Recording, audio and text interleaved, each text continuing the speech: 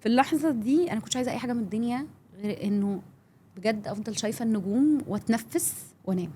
يا الله. فقال لي انت لازم تاكلي حاجه ريحته اللي هو اكلت حاجه ونمت بجد كأن جسمي ده عمره ما داق النوم قبل كده. واو. كنا المفروض بقى البلان انه هنصحى على الشروق ولازم تباك حاجتك بسرعه عشان احنا في الصيف، الجو برد بس الشمس هتطلع. اوه ماي جاد. هتهينك. اوه ماي جاد. جدا. فجاي صحيني على الشروق، قلت له انا تمام مش عايزه اشوف شروق، انا عايزه انام. وكاني بجد بستطعم حاجه عمري ما دقتها قبل كده. انا نايمه بجد. انا طعم راحه، يعني مش هقول ده نوم، ده راحه. يعني ايه ارتاح. صحيت والشمس كانت طلعت ويلا بينا نمسك الطريق.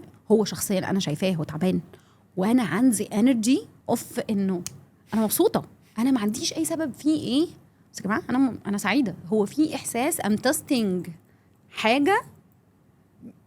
سبحان الله بجد. الله.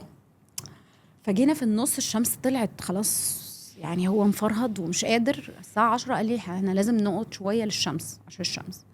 فقلت له اوكي تمام. قعدنا تحت صخره كبيره والحاجات بقى يعني ماجيكال بشكل الصخور فيها سبحان الله وفيها ازاي، يعني ازاي